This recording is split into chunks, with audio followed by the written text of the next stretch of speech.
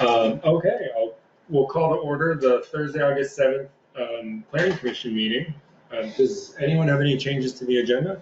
Small addition for maybe 5 or 10 minutes. Okay. We could do that. When would you like to do that? Do you want to do it first or last? Whenever, basically. We just do it first. Right. Okay. That way we can get it passed and then. Because then we'll know like how much time we have to talk about the priorities for the land use regs towards the end. Okay. Okay. Is that okay? And what's it about? Just so yeah, this is. Oh yeah, that's okay. a good question. It's just a small addition about the 400-foot limit for accessory structures. Oh yeah. There's a. Don't. Let's stop you there for 1 second, just so I can get through. I know. Yes. Okay. Anyone else? David was about to full launch into the. There's no one for the public on, so there's no public comment. That being said, David. Okay. Right. The way the ADUN. Should we have those before you do it? Yes. Yes. Good idea. Of course. Okay. Number 6 on the ADUs, it says the accessory dwelling shall be located within 400 feet of the principal dwelling unless constructed primarily within an existing accessory structure. And there's nothing that says an accessory structure should be within the 400-foot parameter that we're talking about. So this adds that for accessory structures on page 7 with the district summary table. What it says there, you have the accessory front, side, rear with an asterisk after it. I'm asking to delete that asterisk on that one, so it's just a straight 5-15-15. And then the second thing would be to include an asterisk after the accessory front, side, rear. So the footnote from that would be accessory structures for the Underhill Flats district shall be located at or behind the front building line of the principal structure. That's what the first asterisk was dealing with. So we're including it in this statement here. And all accessory structures shall be located within 400 feet of the principal structure unless waived by the DRB. Does that, Larry, what do you think about that? I haven't had time to think about it, but I understand where you're going with it. I'm more. David, could you, sorry, just because I'm slow and Zach just walked in, but could you explain again what the problem is that you're solving? Yes, the problem in the ADU standards redraft that has been approved by the Underhill Planning Commission. On number 6, under the general standards, it says there, the accessory dwelling shall be located, this is the accessory dwelling, shall be located within 400 feet of the principal dwelling, unless constructed primarily within an existing accessory structure. So somebody could build an accessory structure 700 feet, I see what you're doing. Or 800 feet, or whatever. So you think there's a loophole? That's a loophole, yes. So this covers that loophole basically by saying that accessory structures shall be within the 400 foot. Didn't we do that for existing structures though? Existing structures So this would that are already on the property, like a barn, I think is the circumstance that we were thinking about, right? Yeah, we did. And David, Well, you're saying if this was you were building a new accessory structure, right? You see, I could go in here and I want to pay attention to the regulations. I'm not doing anything wrong. But I could go in, I could build an accessory structure 900 feet from the house, 1,000 feet, whatever. And then the next year come in and say, now I want to do an accessory dwelling unit. And that would be perfectly legal, and I would be happy to do something like that if I was, working through the regulations. So this covers that spot basically. And with the, in the district standards, which is on page 7, you guys don't have that, but that shows the table basically, Yeah. you know, where all this stuff is listed. Well, I can just sort of pass this around. You can just get a quick look at it. So Larry, if this, I'm not putting you on the spot at all. I know you just heard it as well, but like, let's say we all think this makes sense and we wanted to do it, and this is already coming up at the public hearing on the 21st. Would this would presumably be a sort of immaterial change. We could read it, the hearing, and then figure out what people thought about it, and then set it. Clarification, basically. Yeah. Sort of. I wouldn't want to rewarn it. Yeah. Right. It's a pain in the Yeah, butt. that was, yeah. This doesn't feel like a hugely material Yeah, I mean, change. if others agree that it's not a significant Yeah. change in intent and meaning for what was originally proposed. Do people So this agree is with what David where said? it is, I'm basically. Trying to understand how this would resolve the issue. Well, it says that You want to change this, yes? Or you that's want what I want to stuff up add, here? basically. See, this is the table here. Notice. So you have here under accessory, front, rear, side, there's an asterisk there, goes down to here. Asterisk, accessory structures shall be located behind, and so on. That's simply for this particular district. What I'm doing is taking that asterisk out, putting an asterisk here for the whole thing, and then putting this statement down here as a footnote for that, which covers both issues. So there already is a footnote like this? No, Or is there it- isn't. It That's doesn't what's all include that. getting at it. Yeah. Because there's a right, footnote yeah. for the first district, Oh, yeah. basically, which And then it's, allows for an accessory structure to be located parallel to the front, yeah, you know, in that district it's only. specific to the Accessory flats because you're structures thinking shall about be located. Yeah, the front end, yeah, that it would have to go behind there. that's right, Yeah, yes. so gotcha. Yeah. But this also makes it so all accessory structures have to be within 400 feet, which I think is okay. But that's what it does. And then second, I don't see how, like if they get a waiver to put the accessory structure somewhere else, they couldn't just, Well, there's Build there inside could of be it some anyway. situations, there could be Later. some situations. it almost where needs it's a important. date. It almost needs a date though. Date? Yeah, like What do you mean by that? anything built after this date Well, it would be. the shall past. not, any accessory structures built after this date may not be converted unless they're within 400 feet. 400 feet. Well, you have to allow, Unless you waived. have to though, allow so, some yeah. flexibility, but you don't want to allow for loopholes. I You see know, what- as soon as this regulation gets passed, that's the date line. But you're When both things trying to do change. the same thing, I think, though.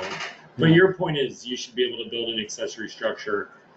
Like in theory, what you're saying, Zach, is in theory, if you wanted to build a barn or something, you should not be subject to the 400 feet, but you then can't use that as a loophole and go flip it into an Exactly. ADU 2 years later. Exactly. Do you agree with that, David?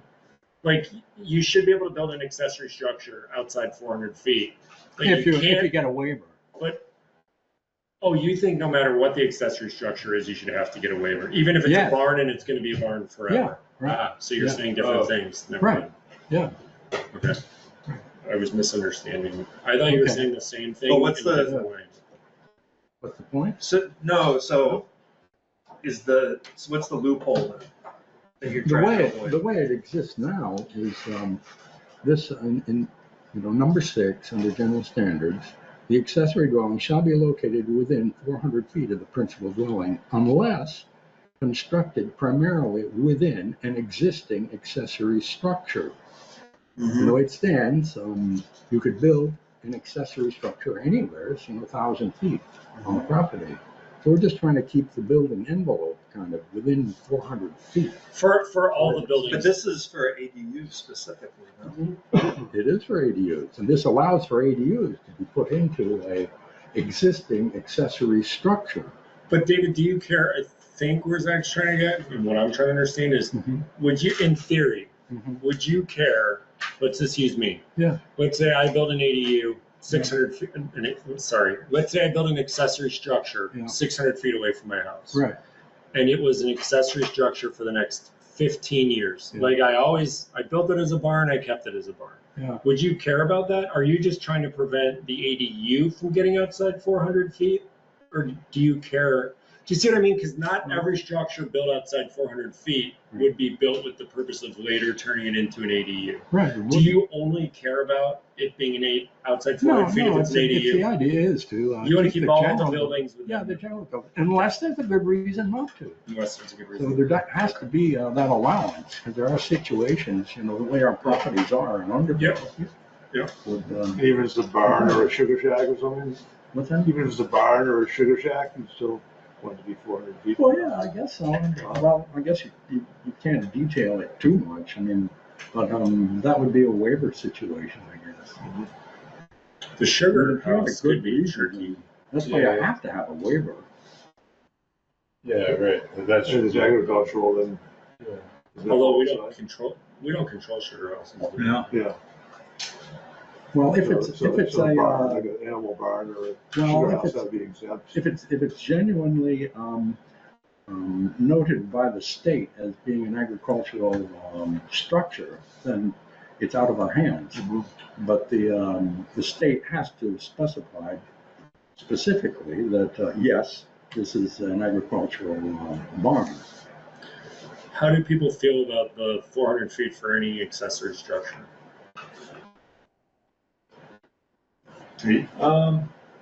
Yeah, I guess it does feel a little more restrictive. I do like the end goal, but I mean, I think as it was when we had this 400-foot discussion on ADUs, it was still like, unless waived by the DRB. So I think I'm comfortable with that, knowing, but that's something that genuinely was going to be not an ADU in time, that the DRB would be able to vet those things and weed them out.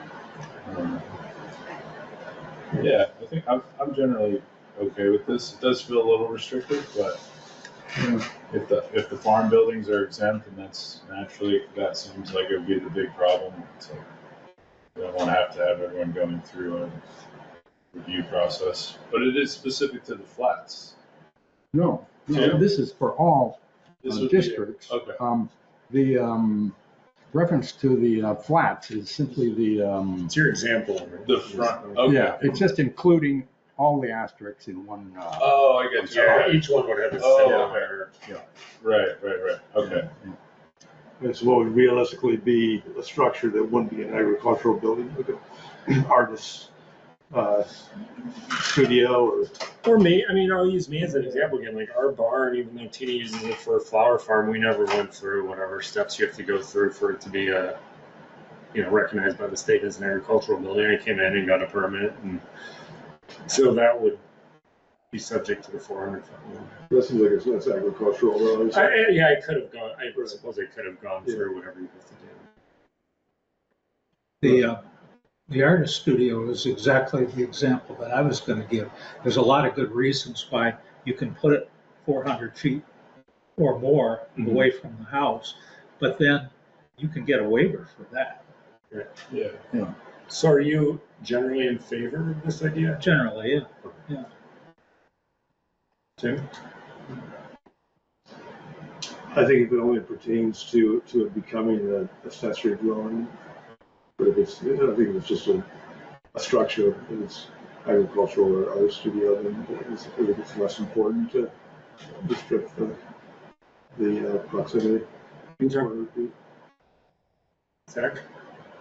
Yeah, I guess I line up with Dave that, I'm more concerned about the accessory dwellings, but people have some really large properties here, and I think folks would like to have the ability to put their flower houses in different spots of the property.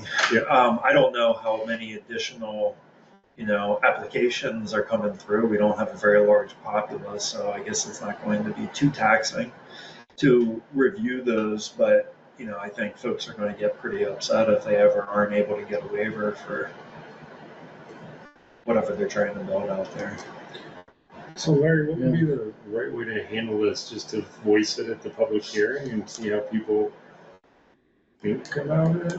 I'm not sure what to do, basically, since we've already warned it. Yeah, so again, if it sounds like members are comfortable with the idea of this, adding this as sort of a non-substantive clarification of Well, what we already warned. I think so, but it seems like there's some disagreement on whether it should apply to accessory structures only. Like, it should only be a limitation on flipping an accessory structure into an ADU, or if it should apply to all accessory structures. So it seems like there's a little.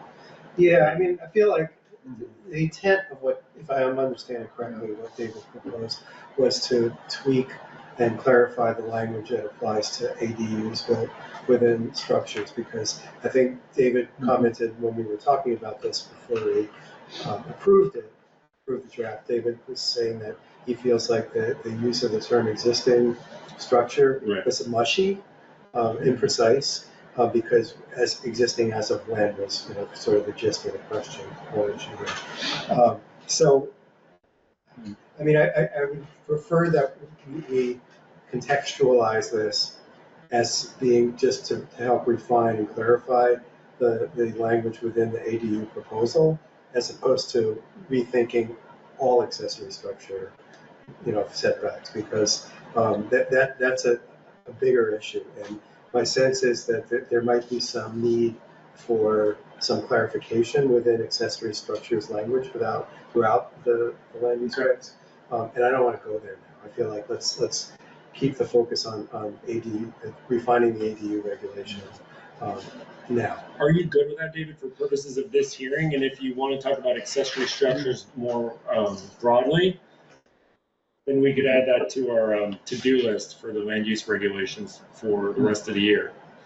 But just for the purposes of this hearing, since we warned the ADU, just deal with the loophole with respect to ADUs. And then I think I probably agree with you personally, so I'm not trying to push it down. I'm just saying maybe we take the broader conversation to step 2. Are you good with that, just for the hearing?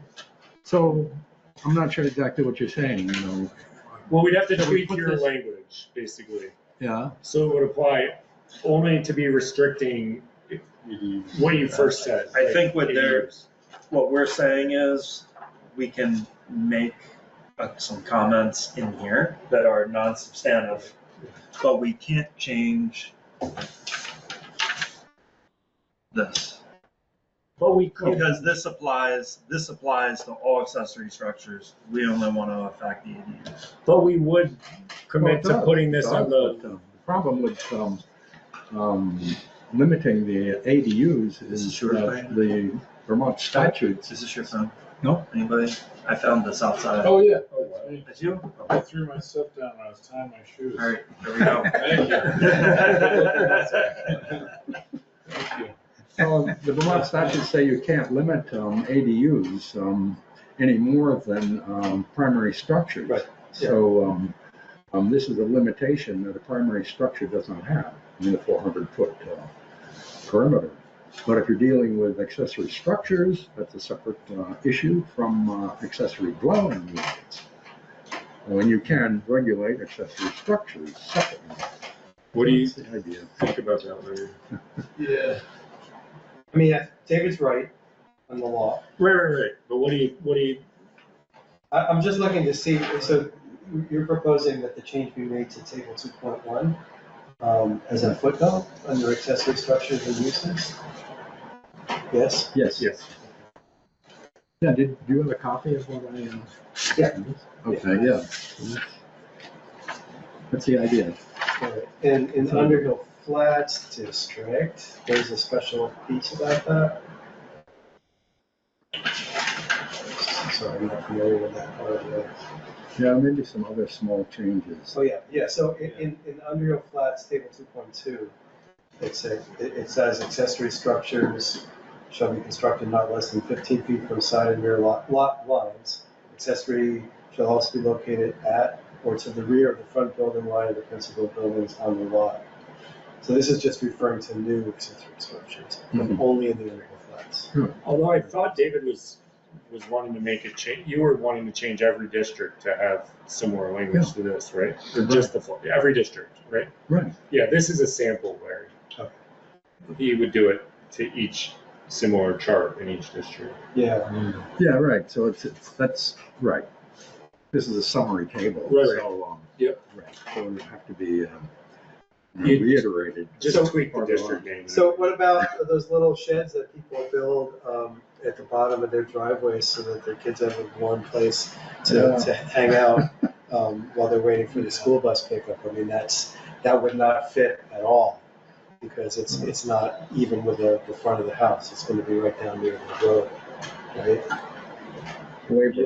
Yeah, that part of way behind the building line makes sense for the village districts maybe, and maybe the center too, but yeah, that feels definitely too restrictive if it's like in the rural residential, it would Right. have to be. And I know it's like you can get it waived, but why go But to? why put people through Yeah, that for a yeah. nice shed for a school bus? Yeah, And another example would be if somebody has a steep driveway going up to their house, rather than having to make sure that they had a snowplow there before they go off to work, they could put their garage down at the bottom of the driveway and just walk up the driveway. And why would you put obstacles in the way of people doing that? It's a way to avoid extra expense for snowplowing and make sure they can get their car out right away. Well, for the kids at the edge of the road, basically, I think we're allowed to build a 200-foot structure with no permit. Yes. So, Yeah. that would be allowed, I guess. What if we leave, not to put you on the spot, Larry, well, I guess I'm not putting you on the spot, but what if we left this with Larry to digest? Yeah. And we brought this up, maybe Larry could, I don't want to violate the Open Meetings Act, you could tell me, Larry, like, could we send something around everyone saying like, this is what I think, like how, we have no meetings between now and the 21st, obviously. Right. So, do you want to digest it and then we bring something to the meeting on the 21st? Are you good with just kind of winging it? Sure, yeah, I'm in no rush. I know we've got our meeting coming up. Yeah, that's the public hearing where all these are going to be open, although I suspect all the comments are going to be As on I've the mentioned, I'm not awfully crazy about this 400-foot thing at all. It wouldn't take too much to push me over and say, let's get rid of the damn thing. I would suggest that we go with what we've got for the public meeting and get it behind us. Okay. yeah.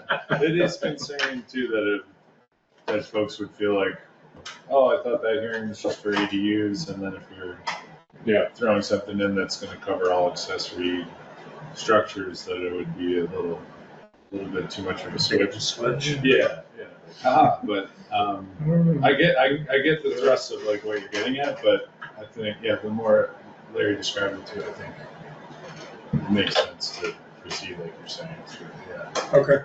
So maybe we'll when we get to the priorities for the land use updates for the rest of the year, we can talk about putting accessory structures on that list to look at. Yeah. Keep this thing going If for people want 5 years. If people want to, I'm not advocating for it. 5-year plan we've got here. All right. So that takes us to meet and Zach with the survey. Oh yeah. Wait, is this copies of? Those are copies. Oh, I want to steal your guys' thunder. So. Yeah. Yeah, these are exact copies of what you sent, except that I did make some very minor layout changes and just reorganize the spacing a little bit and so it's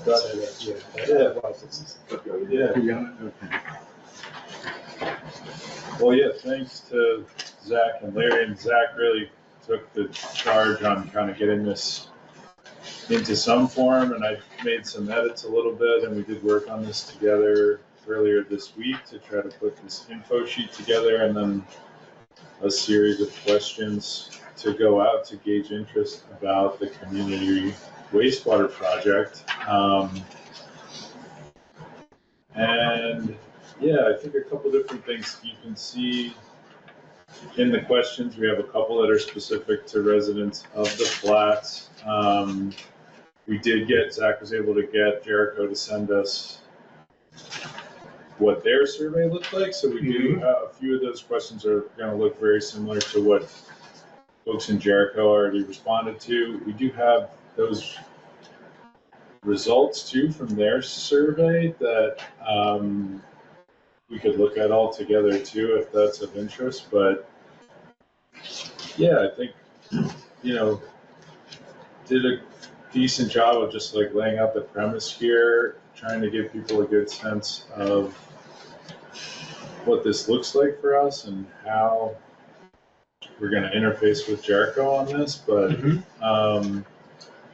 yeah, take a look. I don't know, would it be helpful to read through these, or have you guys had a chance to look at them closely? Or Zach, No, I would just say in terms of structure, there's an information sheet because folks haven't, I don't know that many folks are familiar with the project that Jericho's running, and they certainly aren't aware that we're thinking about, the possibility to tap into it. So this information sheet just kind of introduces it without like providing too much detail. Like we're not like Jericho wants to put a sanitary station in the middle school fields or anything like that. We left all that out. We're just saying, look, they've identified that this Riverside and Underhill Flats area as an area for potential development. Here, we're just throwing out like, there is an opportunity for Underhill. We could tie in. Here are some of the benefits that we could get from that.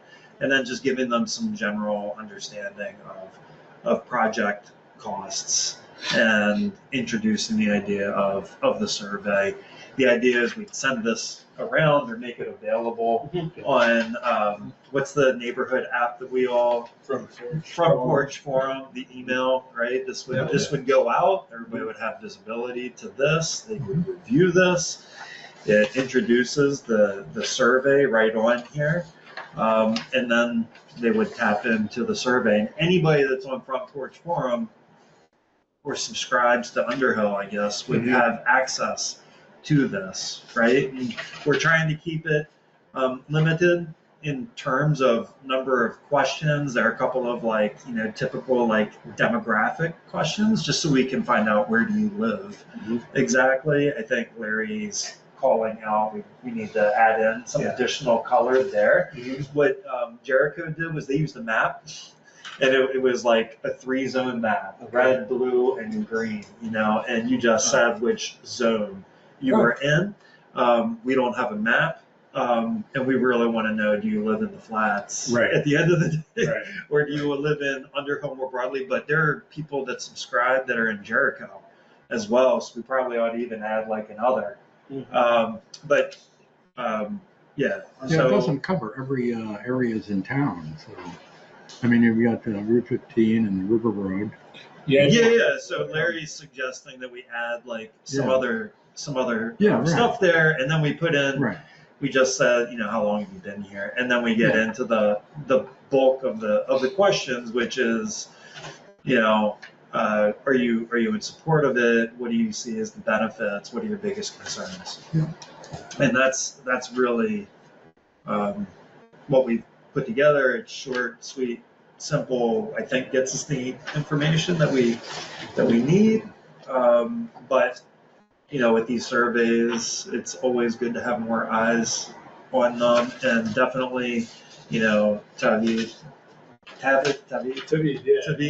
and I had an understanding from Chris's presentation a couple of weeks ago how this would roll out and the cost and our grasp of all the details. We could have missed some things. I tried to leverage the presentation that he provided, as well as the notes that Larry sent out, as much as possible here. So I think everybody kind of needs to take a look at it. We can review them one by one. The survey, I think, but the fact sheet, maybe not. I think it's really good. I have one comment for you in the fact sheet, which is so minimal. The CHIP, capital CHIP, I don't know what that is, and you you didn't define it in here. You did like you Right. like defined what PER was, and so if you think that's important, that might be worth adding. Other than that, I thought it was phenomenal. It might be good, yeah, or at least the digital version of it. We With a could link. find a link to information about that, and link to Jericho, the data that's on the Jericho Town website too, that folks can look at too. But yeah, I get that's, I think like unfortunately because of the information we have, it's like trying to give them an idea of costs and where funding would come from, but like we just don't. Really, there's not like a dollar amount that we can provide right now, but providing links to some helpful websites where folks could at least get a sense of like where that money would be coming from, hopefully, so that we can be reducing the costs that are going to actually fall to residents. I think it would be helpful also to just have some kind of real generic thing, because it does say that the total project cost is currently unknown. That'd be like a big red flag. So instead of leading with that, you can say that as the costs become clarified or more clear as we proceed with the investigation of the project, that we will be fully transparent with the town about what we find out about the costs of bonding, hookup, user fees, all that is to be determined. But it would be our responsibility to make that information available as soon as we have it. Just so it's not this whole scares people.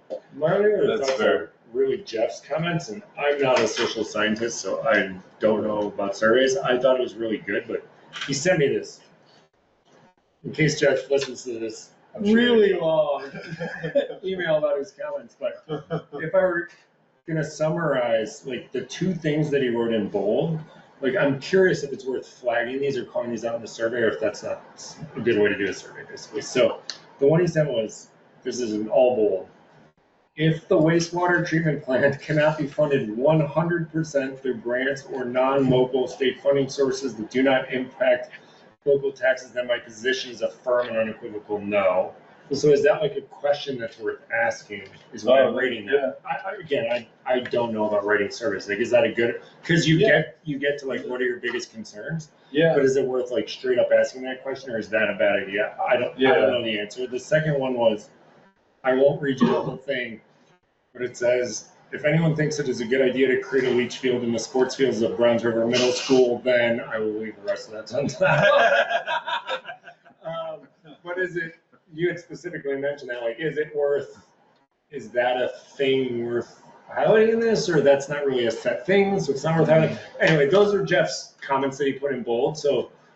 Was that his personal view, or is he saying, should we ask people if there is any, like, going to be any cost to them? Are they going to be an absolute? It's his personal view, and it's only one person, but I wanted to highlight it because I'm like, the two things that he put in bold, like, are those things worth highlighting in the survey, or is that not good survey practice to be that specific? I don't know. To be kind of leading it. Yeah, I don't know. I mean, I think the first point is valid, and it is probably, we should get right at that to say, like, and then maybe it's not 100% or all town, but it's like, to what extent is there an appetite to be like, we could see taking this on, even if there were costs that fall on the town, or none, unless it is 100% funded, like Jeff feels, or, I think we could craft a question to get at that. Yeah, I feel like, on the other hand, I feel like it's already in here, and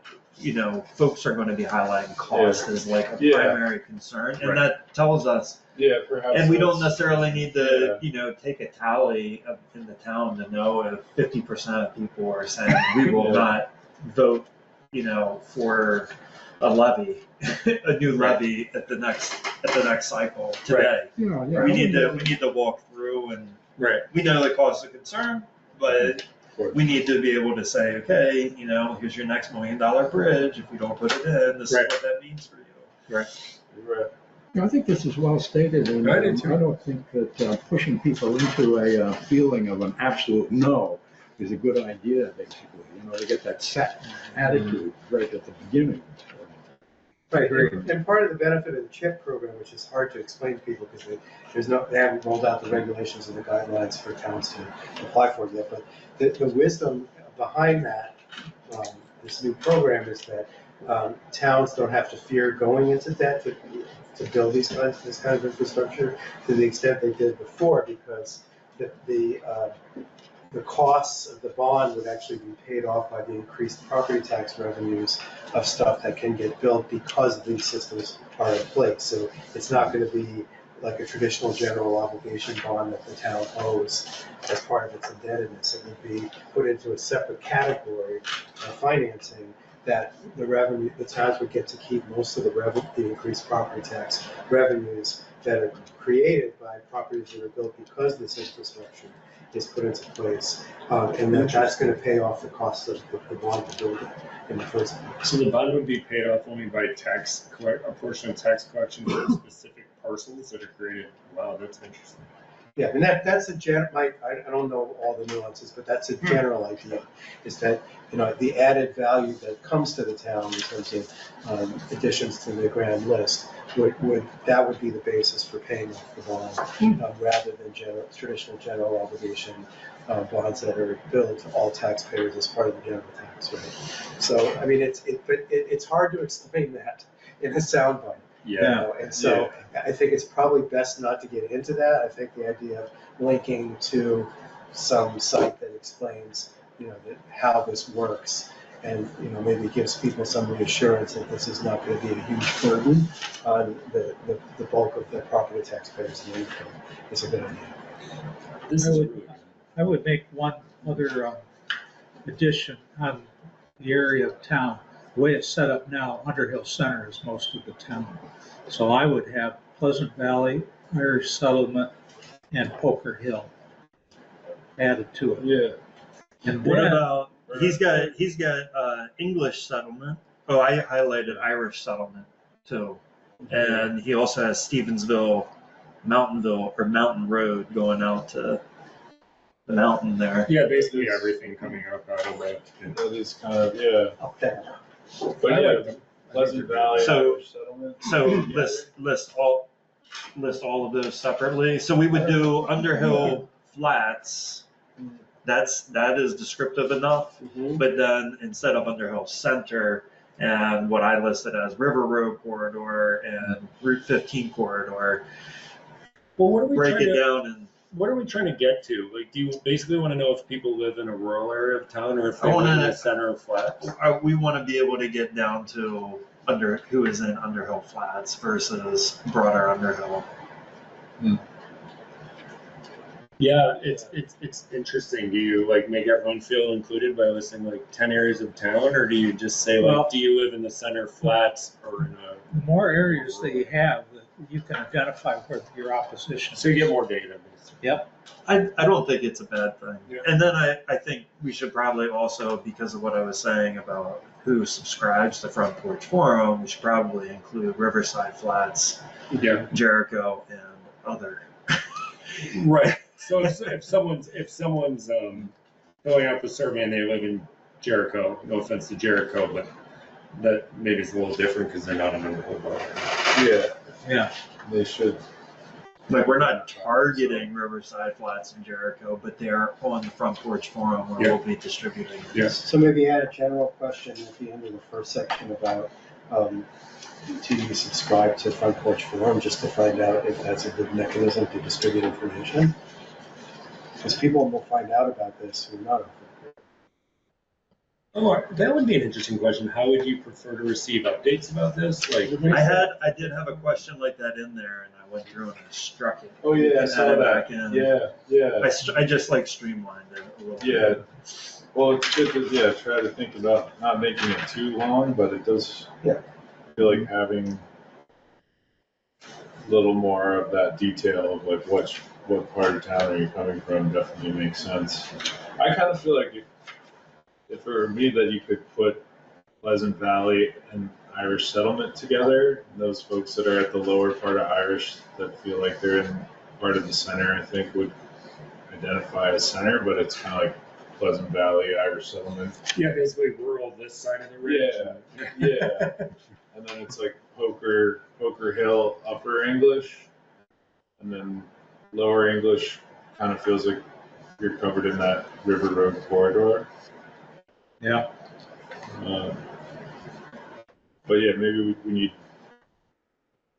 three more or four more. No, why don't, choices. yeah, you know the roads better than I do. Yeah. Why don't you take that? Okay, yeah, I got you. Yeah. And can you refresh my memory just as far as the purpose of this is to weigh the appetite for the project and then give that to the select board directive whether to pursue it through the feasibility study? Yeah, if you want to. Yeah, I think it's important information to share with the select board when we feel we're ready to make a presentation to them. Right. To take the temperature of the town. So I don't know, to me, it might be better to wait till the feasibility study gets further along. If Jericho's already doing that, it seems like it'd be an easier sell if you had more information, because it's so vague right now. It's like, okay, we want to do this project, but we have no idea how much it's going to cost or the details. Are you interested in doing it? So to me, it's like, well, the cost would be the most important thing, or how it's getting paid for, and maybe that would be partially resolved or proposed through the feasibility study. The engineering firm might have a better idea of the overall cost and might be able to suggest what the funding options are for grants or whatever, so that we would know that X percentage, we would tie into it at a 10% level, but we'd have these grants so that the town might be on a hook for a bond of this amount or nothing, which with that information, it seems like you'd be able to make a more informed decision whether you want to pursue it or not. Is with the current state of how many people are going to say yes based on not knowing very much about it, other than it's a public system.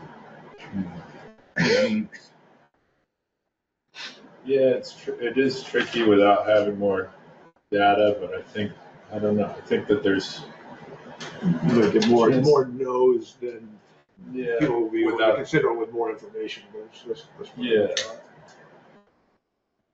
It's interesting. You might also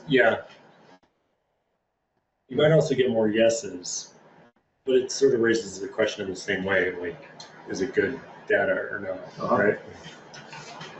Just a thought.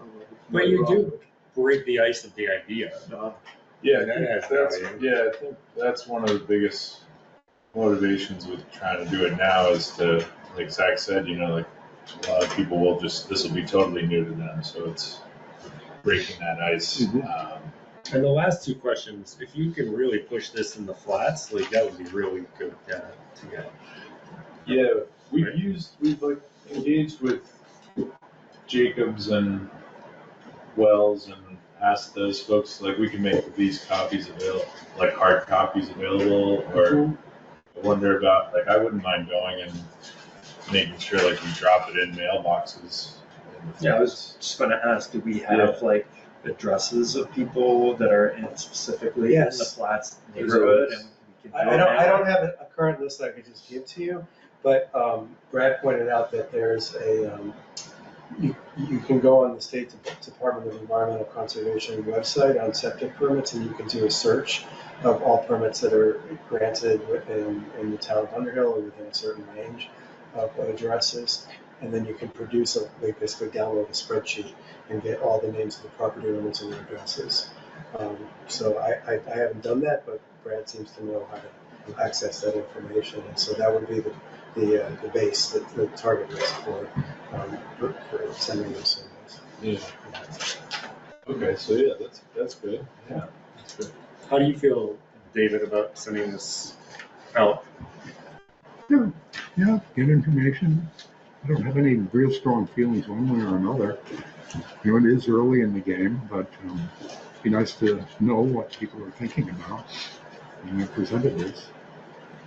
Are you strongly opposed to sending it out this early, Tim, or you just think that it's maybe? No, just something to consider in the big picture, but not either way. It's not necessarily opposed to it. But. Okay. Yeah, I mean, I feel like the issue.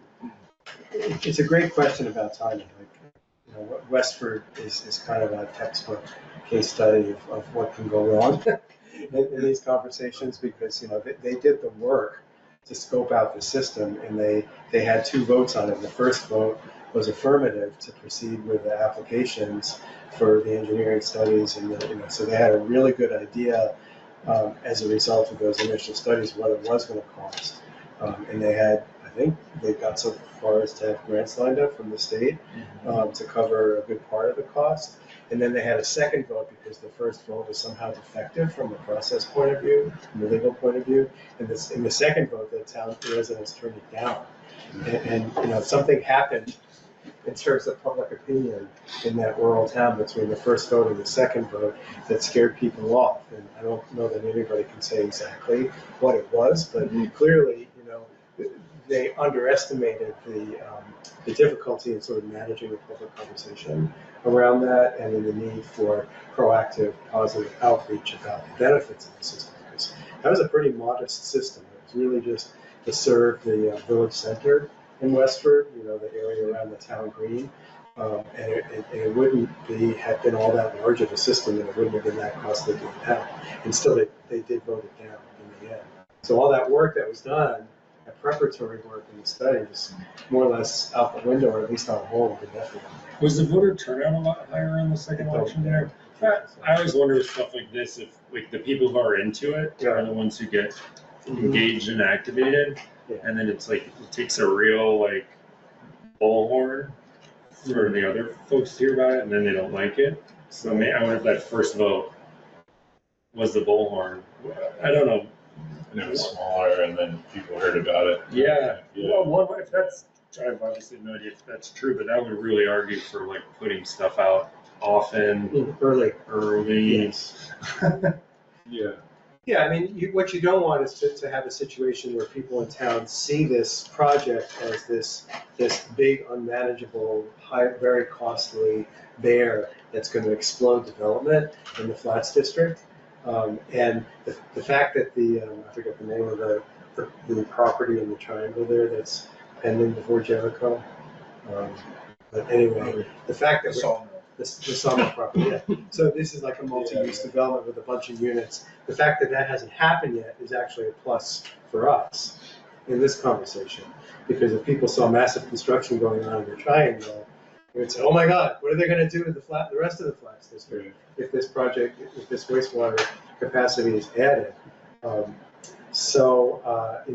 would be a reason not to wait too long to start.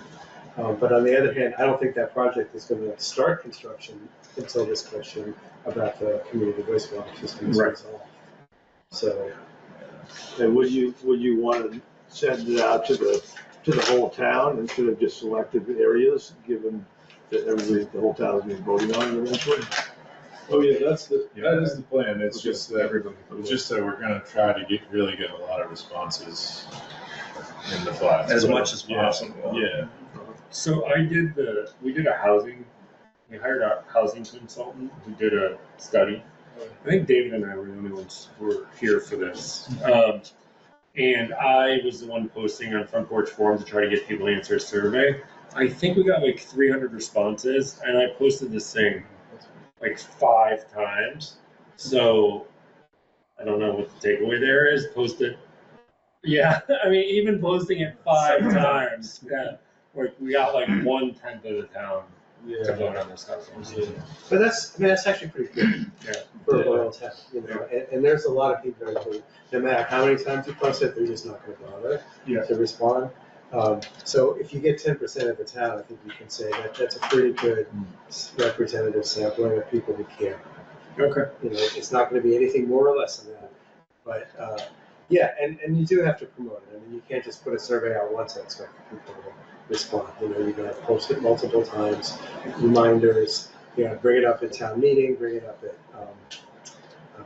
big community events like the Harvest Festival. There's always ways you can promote things, like you could table at the Harvest Festival, and that would attract some attention and some participation. I'm just, as Front Porch Forum as an example, do we have any statistics as far as the the active leadership of people opening front porch forums. That's a good question. I don't know. So maybe we had good results getting 300 people off front porch. Yeah, I don't know what the answer is, but who knows? My impression is that people are in there and read it pretty regularly. I mean, I had a neighbor reach out to me a couple of days ago. It was like, hey, somebody posted a snowblower. I know you need one. It's like, all right. I don't even need to read it. People read it.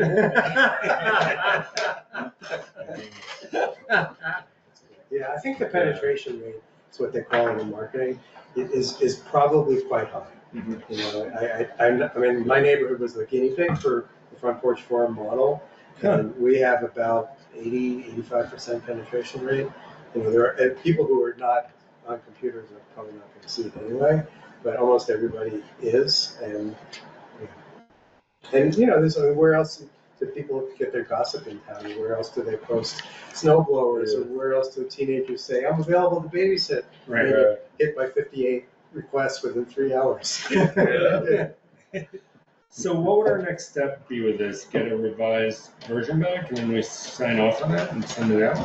Yeah, I What think, do you guys think? yeah, I guess if we have to come back maybe to approve it again, I think it makes sense for us to make some of these tweaks in light of what we talked about. We probably need to put together a distribution plan Yes. as well, which we kind of just mapped out. So that's like a third page But the that I next, can get started. Yeah. Well, you have until the first week of September, basically. Yeah, because the next that's- meeting's right, we're public not, hearing. we won't be able to act on it then, it'll be all the hearings, but, I mean, that does put us up in good timing to kind of launch this in early, mid-September and table it at the harvest market perhaps, and, like I would imagine, like it makes sense to think that it's gonna be open until the end of October or something like that, Yeah. give it like 6 weeks, something like that, push it a few times.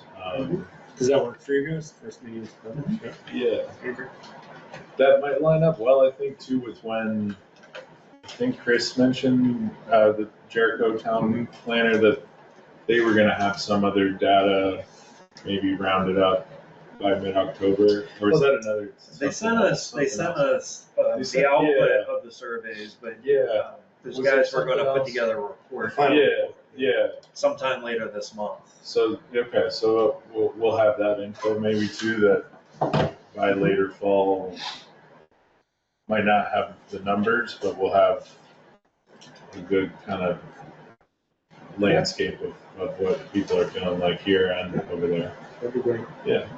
And the other thing about getting this out early, which I like, I mean, I would recommend to get it out early, I agree with that, is that it's important to flag where the points of concern are going to be early on.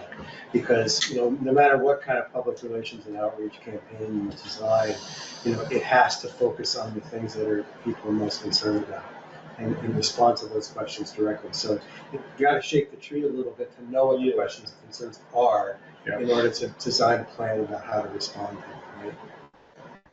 My marketing background. That's good. No, that's. Thank good. you, Larry. Yeah.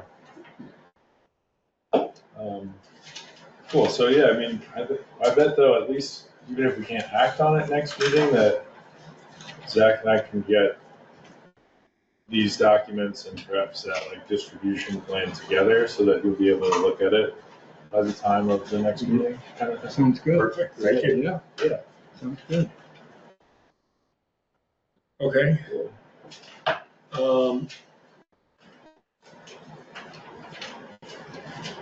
One quick thing before we jump into land use regulations, so I don't forget. I know we talked about this and I'm blanking on it. Before next week's meeting, or the meeting in 2 weeks, while I'm speaking of it, there's no way that people aren't going to attend this, particularly with respect to the firewood. And we have a 5-minute public comment limit, right? So No. what do we You can do? make whatever rule you want for the hearing, and that includes setting a time limit Right. for individuals to make comments. No, I meant per person, 5 minutes.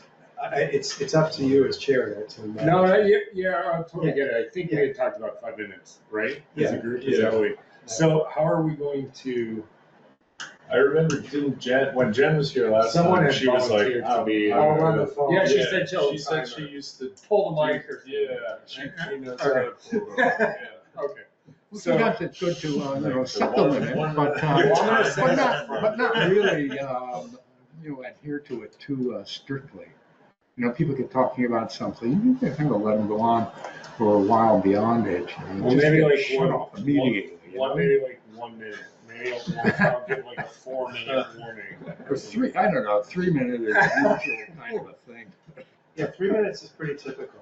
3 minutes is typical, so Yeah. maybe we say, Let them talk. maybe we beyond say it. 3 minutes, and then if you go over by a little Yeah. bit, then, okay. You can be judicious. Okay. Unfortunately. Yeah, But I feel like 3 minutes is, sort of. 3 minutes is a good amount of time for someone to say, here's Quite my a two long main time, points. Here's my 2 main points. Yeah. Point the first, blah, blah, blah, point the second, blah, blah, blah. Yeah. Then if you want to be generous, you could say, okay, 2-minute warning, and then 1 minute warning, and then Okay. I can give you 1 more minute, and then, Okay. just to be fair, because otherwise you have a situation where some people will take advantage Oh, yeah. Yeah, that's of not unlimited time to talk, and that's not fair to others. Yeah. And how does this evening end, Larry? We just say great thing. I'm not being cute. Great, thanks for your comments. right? Exactly. We're not saying great. Thank you, everyone. Okay, we vote. This goes to the select board. Well, I mean, it's possible What's the that no one will conclusion? show up or make any comments, but First of all, I buy eggs from Gordon, and I'm telling you that people are coming in here. yeah. Yeah.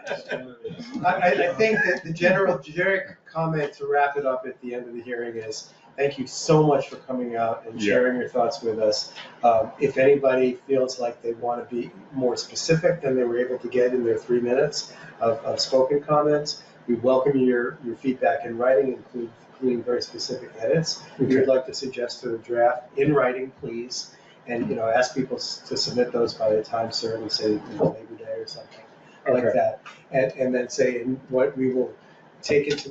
We will discuss. We'll convene again and discuss everything we heard tonight and any written comments received by the deadline, and potentially make some revisions and then forward it to the select board from there. So we're going to try to finalize this at the first meeting in September.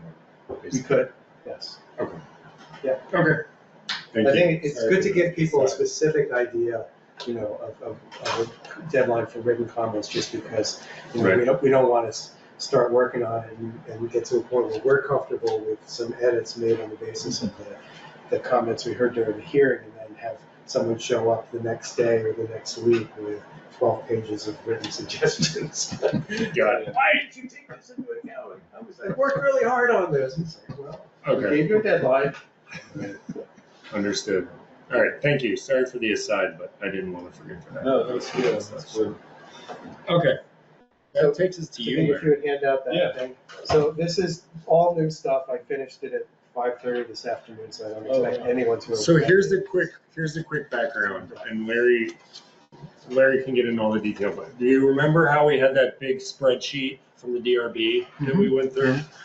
So Larry, we didn't have the wisdom of Larry's expertise at that point, obviously. So what Larry has done is gone back through that sheet and said he thinks here are things where we might need to make clarifications to the reg. So this is essentially a better abbreviated version of going through that spreadsheet than what we did.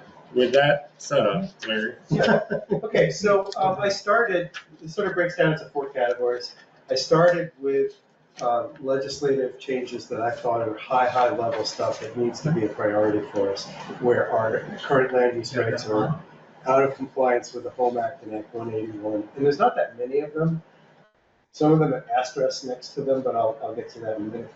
But the big ones are that we have in 3.7A a restriction on one principal use or structure allowed on a lot.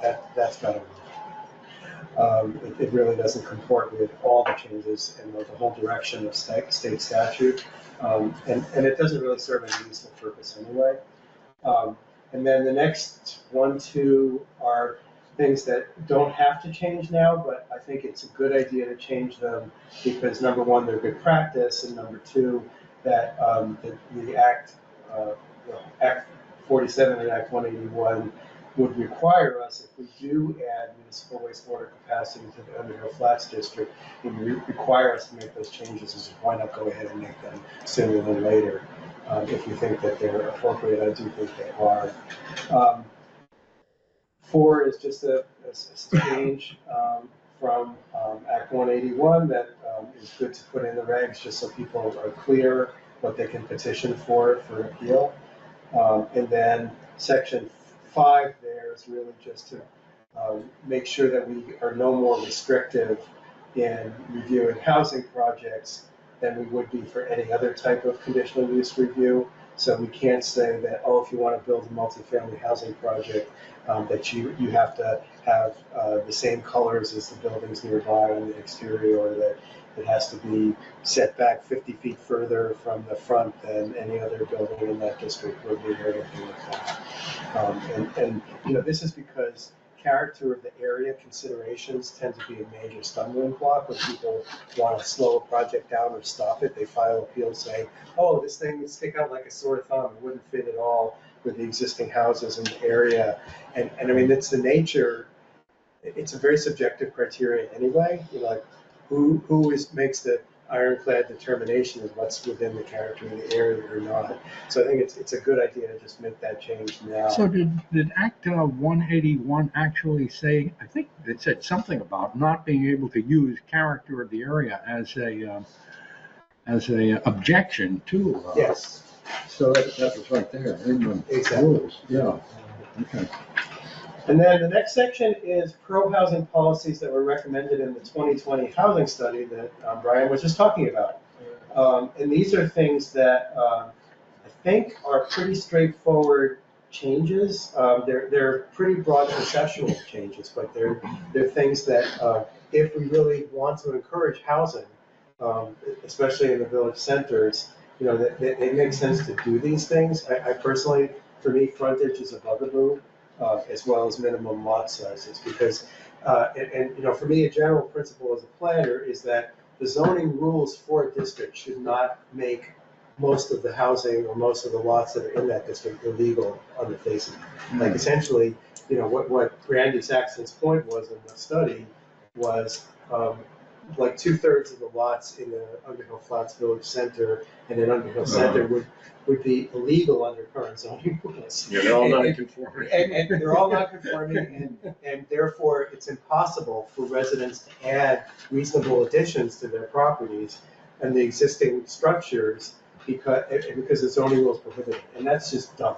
So, the zoning, one important reason to change and update the district standards is because you want to make it possible for homeowners in those districts to make reasonable changes to their property without having to jump through a lot of hoops. And I so, think we tried to do that about 5 years ago, and it did not go through. Yeah. Yeah. So 6, 7, 8.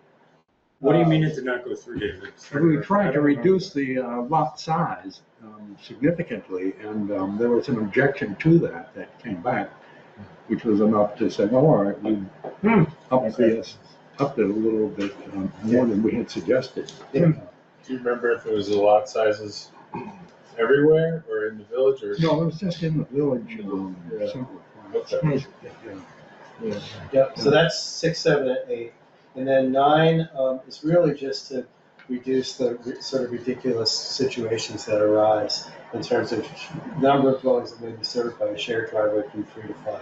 So there are some terminology issues there, like I think David has brought this up, that the road and driveway standards Yeah, need to be also changed. right. But for now, if we simply said that you could have 5 dwellings on a shared driveway, that would probably have to become a private road and meet private road standards. But just aside from the standards themselves, you don't want to have a situation where you have someone who's subdividing a property for residential lots have to make 2 or 3 or 4 parallel driveways just to meet an arbitrary standard in terms of the number of houses that can be served by a shared driveway. So it doesn't really much matter whether you call it a private road, but we do call it a private road. Typically 3 or more houses on an access road has to become a private road. But let's not have an arbitrary rule that will create these ridiculous side-by-side driveways just because of what we have right now. And then this number 10 we talked about when we had Darren Chibler here. So, right now, the boundaries of the actual zoning districts for Underhill Flats and Underhill Center are pretty confined. They're pretty small areas. And Darren said that for the purposes of regional planning, they were extending out about a quarter mile from the existing village boundaries. And that actually makes sense if you look at the existing patterns of development, because within a quarter mile of the existing village boundaries, there is a higher density already existing. So why not have boundaries that reflect the densities that are already there and the lot sizes that are already there?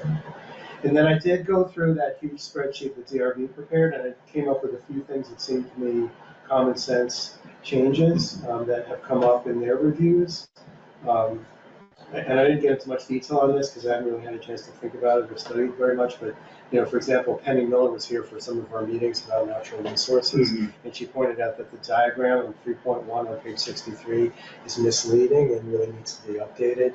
So, we need to have common language and easily understandable terms when we talk about, tops of banks and that type of thing, and we should update the rules and the diagrams that we're using to reflect that.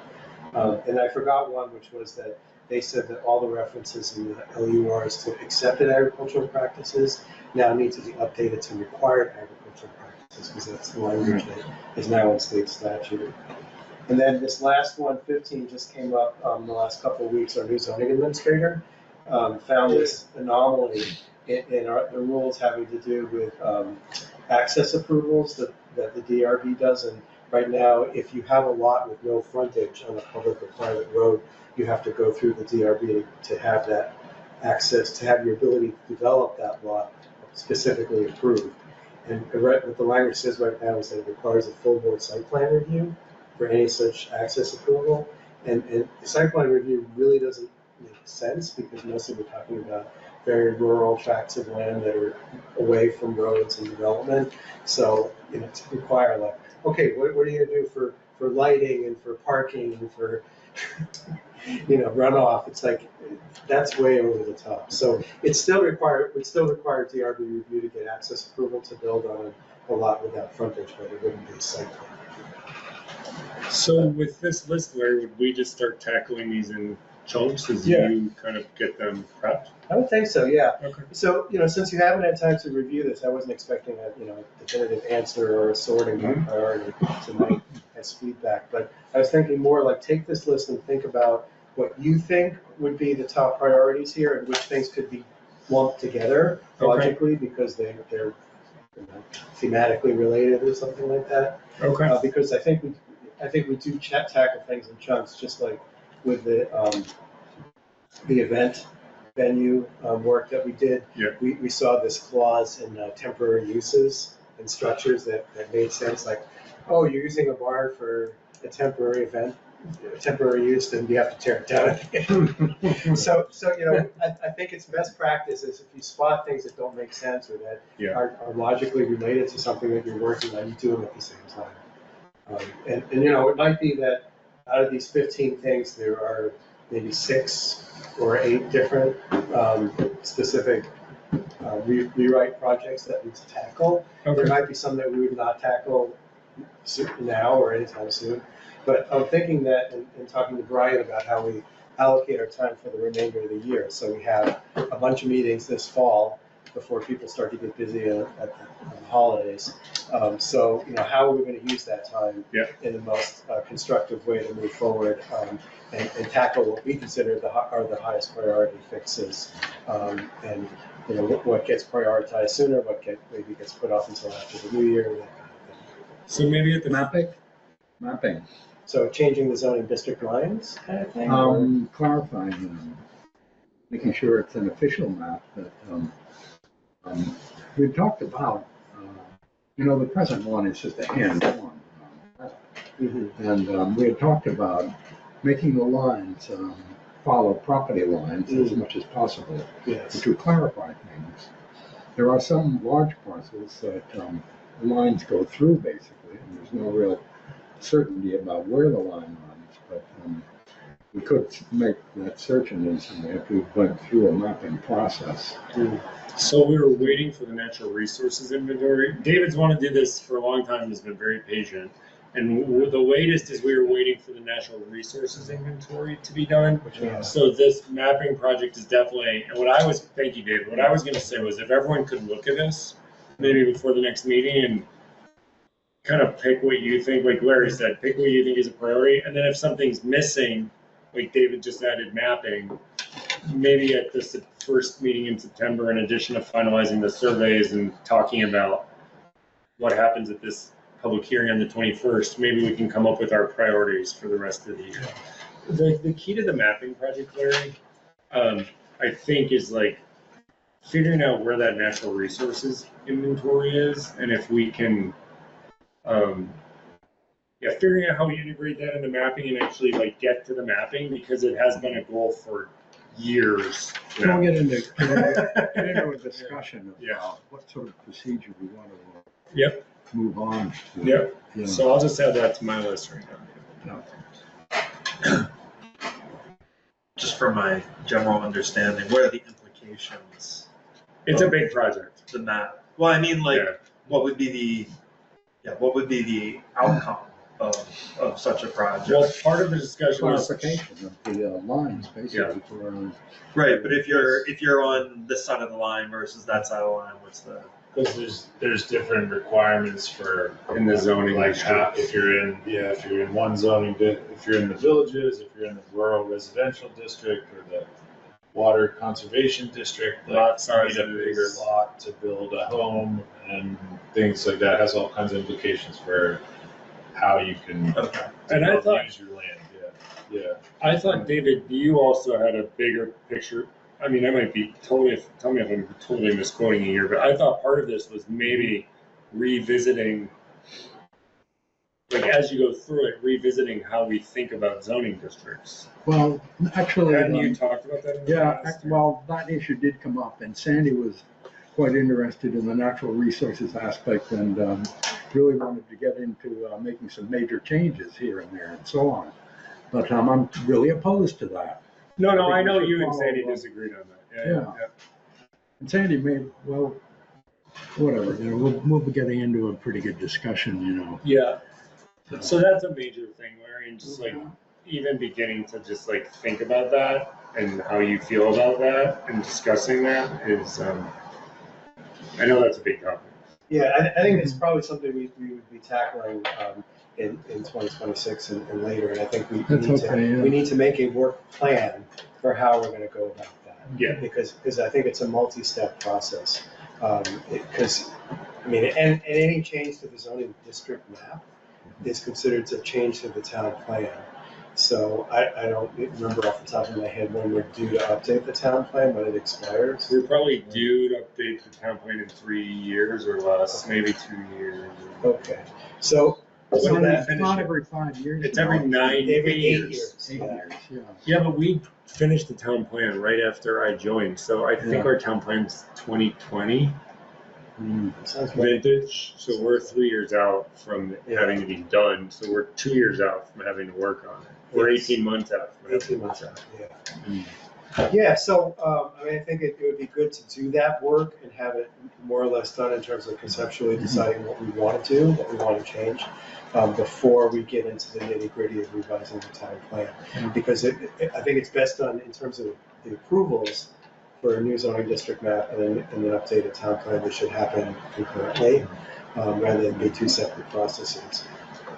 Does that mean though that this number 10 about the village district expansion of that boundary, that it's like, Yes. we could put it in motion, but it really would Probably not- would not happen until Yeah.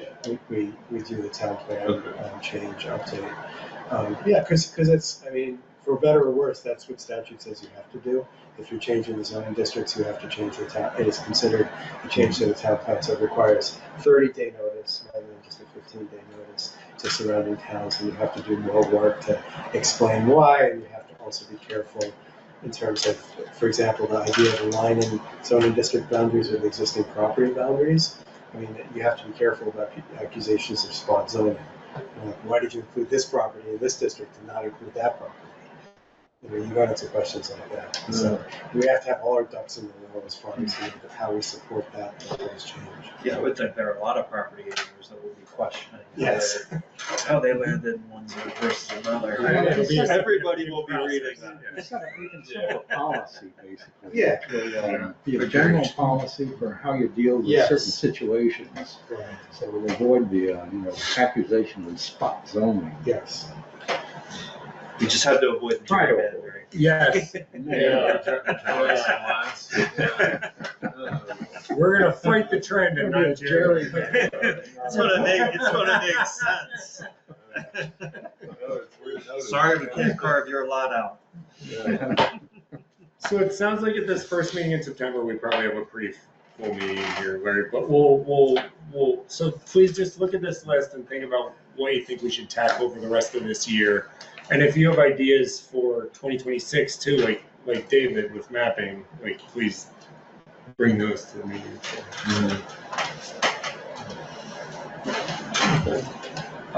I actually don't, Larry, I defer to you. I was not at the last meeting. Do we have a quorum to vote on the minutes from the last meeting? Was everyone else here at the last meeting? Yeah. Yeah, so put it up on the screen here. And the quorum would be 1, 2, 3, 4. So it's just Jeff and I, so, okay. Well, Jen's not here. Yeah, and Roy was here, but he's not He's here. not here now, but So you've got 5? Yeah. Okay, so does anyone have any questions or comments on the minutes?